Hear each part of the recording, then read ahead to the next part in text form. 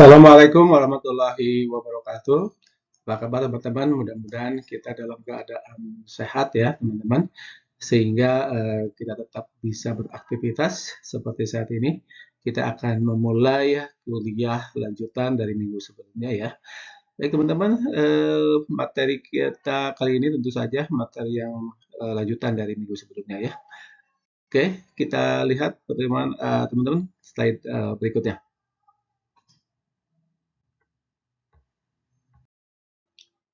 Oke ya, teman-teman, di pertemuan sekarang ya, tentang teori komunikasi kelompok, nanti ada sekitar 5 ya, akan saya sampaikan tentang teori kelompok ini.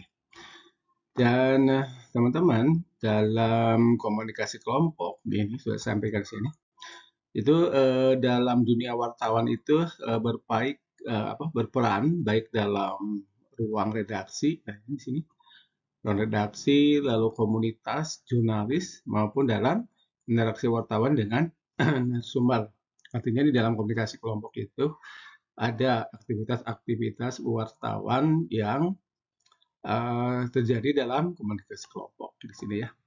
Nah, lalu komunikasi dalam kelompok itu juga termasuk di lingkungan kerja wartawan atau media ya, wartawan atau media. Maka di situ ada peran gitu ya dalam bentuk informasi nih, keputusan, nah, editorial atau framing berita yang dikonsumsi oleh masyarakat di situ ya. Oleh karena itu, maka teori yang ingin disampaikan itu seperti yang saya sampaikan tadi ada 5 ya. Yang pertama adalah teori kohesivitas ini. Lalu yang kedua adalah ada teori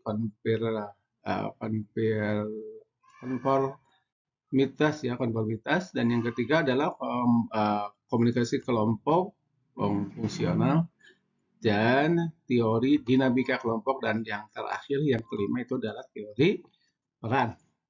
Nah, bagaimana teori-teori ini memiliki asumsi dasar atau asumsi dasarnya apa nih teori-teori ini gitu ya. Lalu apa kaitannya dengan dunia jurnalistik dan apa nih sebetulnya manfaatnya. Nah, nanti kita akan lihat di slide berikutnya ya. Oke. Oke, teori pertama yang saya ingin sampaikan adalah teori kohesivitas kelompok atau group cohesion theory, gitu ya. Nah, ini penemunya adalah Leon Festinger, kemudian Stanley Schaeder, dan Kurt Beck ya 1950. Sudah lama banget ya, sudah lama lah. Itu asumsi dasarnya minimal ada dua yang saya ingin sampaikan di dalam asumsi dasar ini. Apakah banyak ya asumsinya di teori kohesivitas ini? Yang pertama adalah kohesi kelompok menentukan aktivitas komunikasi dalam kelompok, gitu ya. Jadi kohesivitas kelompok menentukan efektivitas komunikasi dalam kelompok. Nah, di sini ada penjelasannya atau tambahannya atau memperkuatnya. Nah, ini ya. Semakin kuat hubungan antar anggota, semakin efektif pertukaran informasi dalam kelompok. Nah, gitu ya, ada seseorang misalnya berkaitan atau berhubungan dengan seseorang lagi, seorang lainnya atau kelompok yang lainnya. Nah, ketika kohesivitasnya itu adalah kuat, maka di situ semakin kuat juga hubungan antar anggota. Nah, gitu ya. Lalu apa kaitannya dengan dunia wartawan? Nah, biasanya di dalam di dalam ruang redaksi ya, sebagai kelompok kerja, maka di situ kohesivitas itu perlu dilakukan karena tadi seperti yang sampaikan bahwa semakin kuat hubungan, maka itu diawali dari kohesivitas yang kuat juga, gitu ya. Lalu yang berikutnya adalah dunia jurnalisme seperti investigatif misalnya. Itu kan adanya kekompakan inti dalam tim itu kan gitu ya. Sehingga penting untuk mengungkap fakta dan data dengan resiko yang tinggi di situ. Tetapi karena ada kohesivitas yang cukup tinggi, nah itu biasanya apa namanya semua tantangan itu biasanya mereka hadapi karena walau bagaimanapun juga informasi yang didapatkan lebih penting misalnya gitu ya. Nah, penerapannya nah biasanya dalam wartawan dan satu tim liputan itu mereka harus memiliki memiliki komunikasi yang efektif agar bisa bekerja sama dengan baik. Nah, komunikasi yang efektif itu tadi timbul salah satunya adalah adanya kekuatan atau kekuatan dalam satu kelompok itu. Lalu kohesi dalam komunitas jurnalistik misalnya ya di situ juga berperan nih dalam membangun nih solidaritas ya gitu ya dari sini solidaritas terhadap isu-isu kebebasan pers atau jurnalistik atau ya teknis-teknis lainnya ketika wartawan sedang melakukan peliputan. Itulah teman-teman teori yang pertama tadi seperti yang saya sampaikan, teori yang pertama adalah kohesivitas kelompok atau grup coefficient theory. Di situ ditemukan oleh 3 orang ya, ada Leon, kemudian ada Stanley dan ada Kurt di situ ya. Nah, anggapan dasarnya sudah saya sampaikan tadi. Baik teman-teman, karena seperti yang saya sampaikan tadi akan saya sampaikan 5 teori. Nah, ini baru satu. Baik kita lihat di teori berikutnya pada slide berikutnya. Teori yang kedua adalah teori konformitas kelompok. Nah, ini penemunya adalah Solomon ya. Solomon awalnya tahun 1951 ya. Nah, asumsi dasarnya teori konformitas itu adalah ini, individu. Nah, ini ya, individu cenderung menyesuaikan pendapatnya dengan norma kelompok, meskipun bertentangan dengan keyakinan pribadinya, ya. Jadi berusaha menyesuaikan pendapat atau sikapnya dia terhadap kelompok yang diikutinya, meskipun misalnya bertentangan dengan hatinya, ya. Gitu ya. Nah, oleh karena itu tekanan sosial dalam kelompok, nah ini tekanan sosial dalam kelompok dapat mempengaruhi keputusan dan opini seseorang. Itu ya asumsi dasarnya. Yang pertama adalah menyesuaikan pendapat. Yang ketiga adalah adanya tekanan sosial dalam kelompok itu, gitu ya. Nah ini ya. Jadi yang pertama ini, kedua ini ya.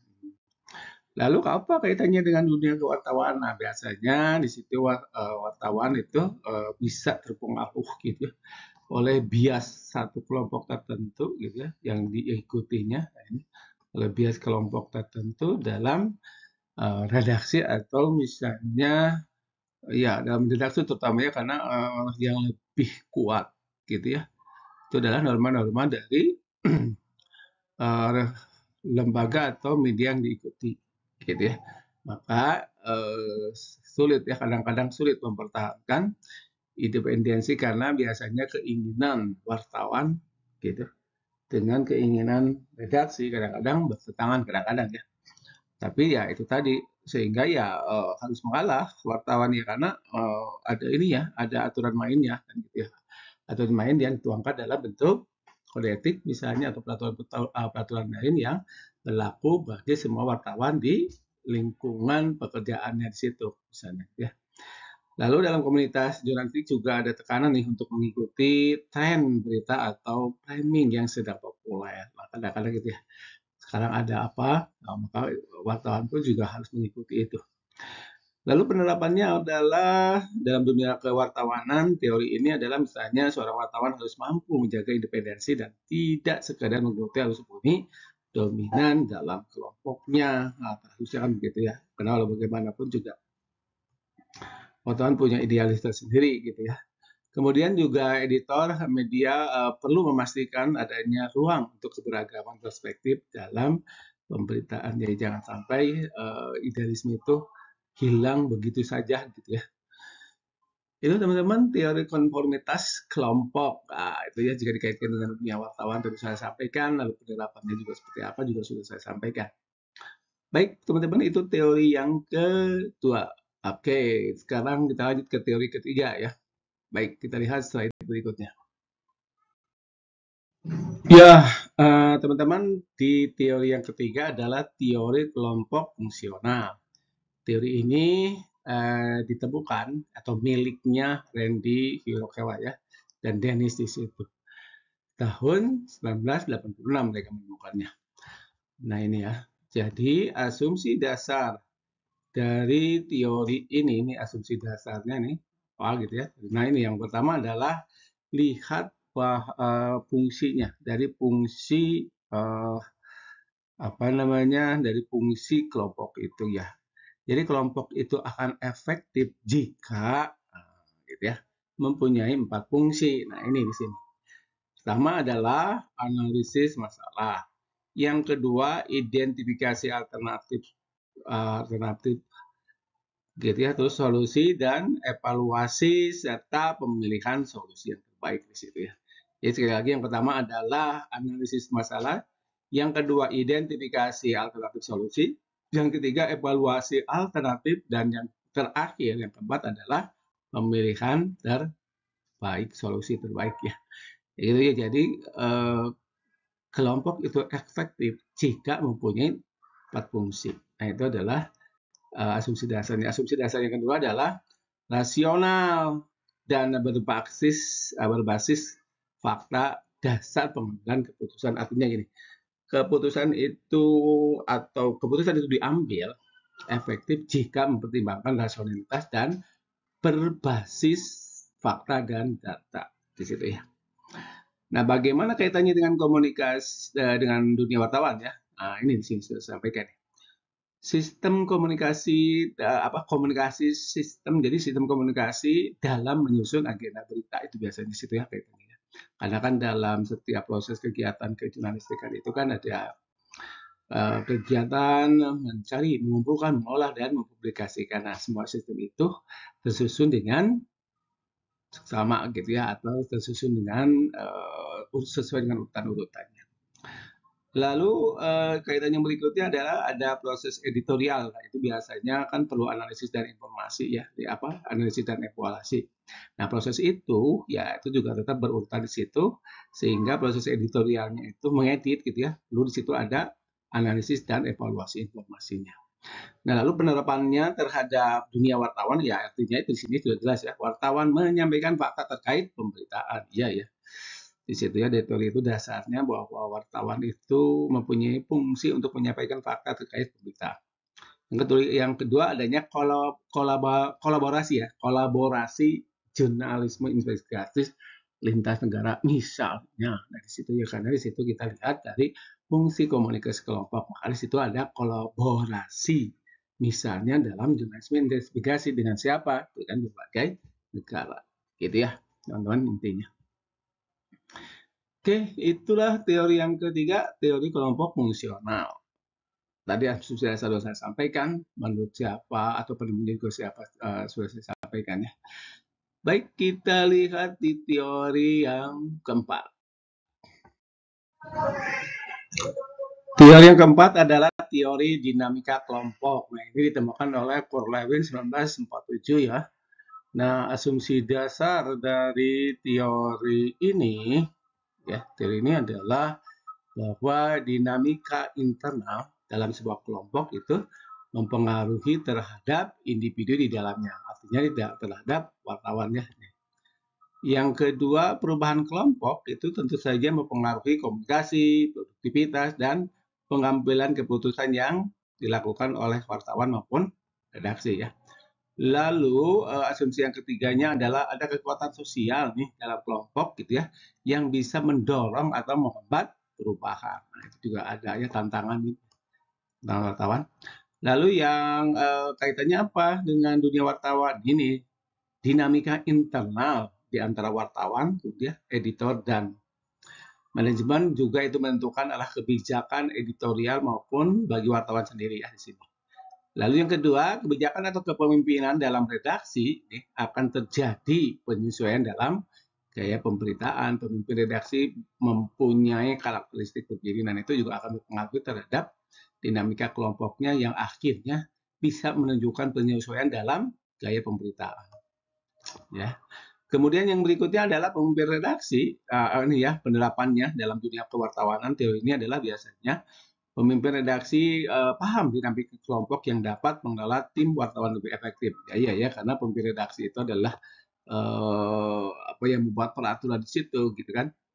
Kemudian yang berikutnya adalah komunitas jurnalis. Jurnalis misalnya juga bisa mempengaruhi mereka bersatu dalam menghadapi tekanan eksternal. dinamika kelompok itu juga bisa menciptakan keeratan bagi mereka, lalu bersatu dan mampu menghadapi tekanan-tekanan dari eksternal. Itu maksudnya ya. Itulah teman-teman teori yang keempat. Kita lihat di teori yang terakhir, yang kelima. Teori yang terakhir atau yang kelima itu adalah teori peran dalam kelompok. Ini ditemukan oleh Bruce Tuckman lalu dikembangkan oleh Benny dan Seth ya. Nah, asumsi dasarnya adalah setiap anggota kelompok memiliki peran tertentu. Ya, setiap kelompok atau setiap anggota kelompok, setiap wartawan mempunyai peran tertentu. Setiap orang yang ada di media massa mempunyai peran tertentu. Nah, fokusnya tentu saja pada tujuan. Nah, pemimpin redaksi tentu saja berbeda ya perannya kan, tujuannya juga apa kan gitu ya. Lalu misalnya tetap menjaga hubungan antar anggota kelompok di situ sehingga bisa menjadi motivator misalnya pemimpin itu, mediator, konflik atau yang lain-lainnya. Itu asumsi dasarnya ya. Lalu yang berikutnya adalah kaitannya dengan dunia wartawan. Nah, biasanya reporter atau wartawan di lapangan entah itu bisa fotografer atau yang berkategori wartawan saja pokoknya di situ dia juga ada analisis data gitu yang harus bekerja sama untuk menghasilkan berita berkualitas di situ ya. Lalu redaksi juga memiliki fungsi tertentu di situ ya, ada peran-peran tersendiri gitu sehingga jika tidak berjalan efektif juga bisa menghambat produktivitas berita bahkan terhadap kualitas berita juga kan gitu ya. Nah, penerapan dalam dunia jurnalistiknya atau wartawannya itu adalah biasanya kita lihat di investigasi ya. Wartawan investigasi ini sering bekerja dengan tim gitu ya, tidak bisa kerja bersendiri. Maka di tim itu kan ada yang berperannya yang berbeda-beda ya. Ada sebagai pemimpin, pembantu, atau mengumpulkan data saja, itu juga sama ya. Dan dalam liputan, misalnya liputan besar seperti pemilu atau bencananya juga dia pun juga mengatur timnya untuk mencari semua data dan fakta sehingga pembagian perannya jelas, si A berperan begini, si B berperan ini. Nah, ujung-ujungnya adalah untuk mendapatkan pemberitaan yang bagus yang bisa disampaikan kepada masyarakat secara luas. Baik, itulah teman-teman teori yang kelima. Oke, teman-teman, demikian tadi materi kuliah kita hari ini. Mudah-mudahan apa yang saya sampaikan juga bisa memberikan pengayaan bagi teman-teman sendiri, sehingga ilmu ini nanti bisa bermanfaat bagi kita semua. Oke, saya tutup kuliah kali ini dengan bacaan hamdalah, alhamdulillahirrahmanirrahim. Dan sampai ketemu lagi minggu depan. Wassalamualaikum warahmatullahi wabarakatuh.